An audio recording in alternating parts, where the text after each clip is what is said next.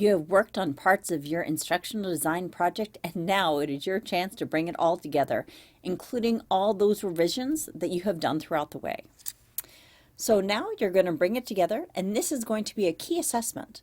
You're to demonstrate a complete instructional design systems project that demonstrates knowledge of the process with a proficient level design. So right here, you can download the project. It is a Word document, so you can like fill it in as things go along. And here's a rubric of how you're going to be scored. It is also a Word document, so in case you want to scribble on it, you can do that very easily. Here are samples. I encourage you to look at the samples because there are some things that are new that I will point out to you as we go through. If you go down here, it will tell you all that you need. You should read the final assignment that is up here. You should understand what you need to do, and I would have some printouts, maybe use it like a checklist. You might want to use your rubric like a checklist or your instructional design document like a checklist. You want to gather and modify anything that you have done in the process. If you have received comments from your instructor about how you should change things, or you've received comments from other people about how you should change things when you did your formative evaluation, you should change them or justify why you weren't unable to change them. Now here's the part that is very brand new that we haven't touched at all. You need to write a reflection, and you need to explain how this artifact or your project indicates mastery of a standard or outcome. You need to write a summary. You need to say what is the standard or outcome being met. Identify the 1 to 3 elements of the artifact and explain how it demonstrates mastery. And you need to show how it's beneficial to your audience or the professional community. Now, the standard or outcome that you have will be determined on your role or what you're going to do. If you're instructional and technology master students, then I suggest that you use these outcomes, okay? If you are a student, but you're going for your instructional and technology specialist certification, then you want to go to here, okay? And these are the standards for the state of Pennsylvania for simply the Instructional and Technology Specialist certification. If you're looking and you're just taking this for the fun of it, we all should know this, by the way, and these are the ISTE standards, the National Technology Standards for students and also for teachers. You want to click on the one for teachers. They're really cool. Actually, all these standards are wonderful and really highlight some important things.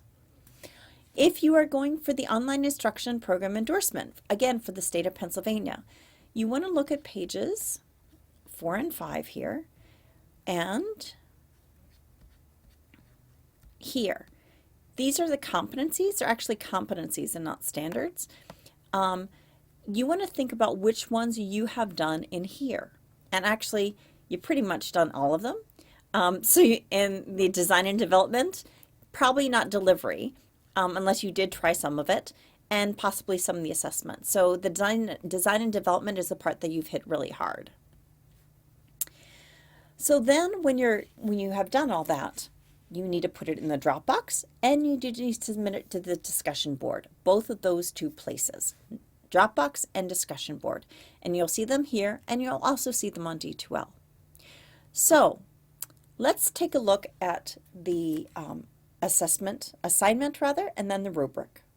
So you see in the assignment, you need to have an introduction, okay, task. This should look very, very similar. In fact, it should look like your front-end analysis because that's what you're going to put here in your instructional design. And you've done this already. And how you selected your different media.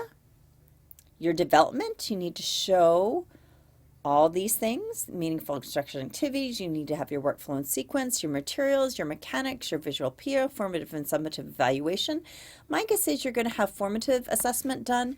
You're really not going to have done your summative because you're not really given the quizzes for this.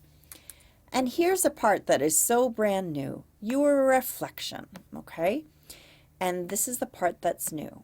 So here's the workflow that you should possibly think about how you're going to do it.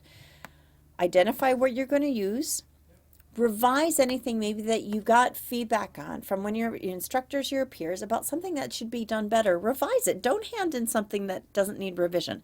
Hand it in revised if you can. Write explanations possibly of where you revised if that's the case, and submit your work. And here is a rubric that is good to use as well. So I would print that out and take a look at this.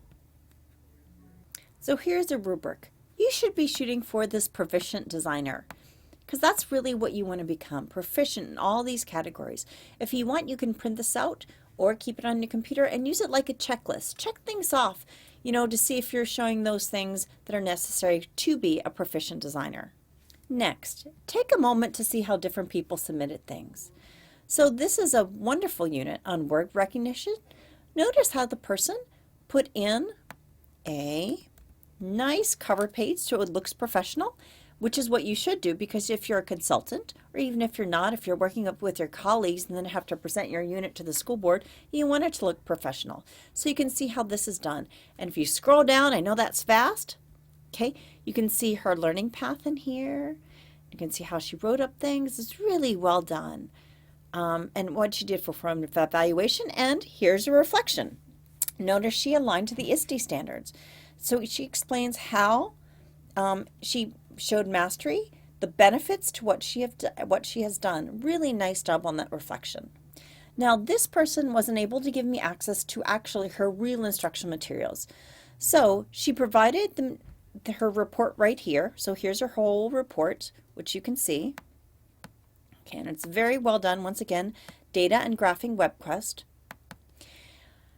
And here is her reflections. Now she provided her reflection in a separate document. That's fine. Okay. Her revisions and her other reflections that she has in here.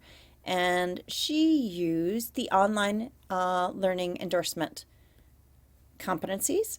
And she was not able to provide me access to her website, so she made a wonderful movie that I could then access and listen to her. Hello, thank you for giving me the opportunity. There you go. To do So you can listen to her screencast and see how she did it.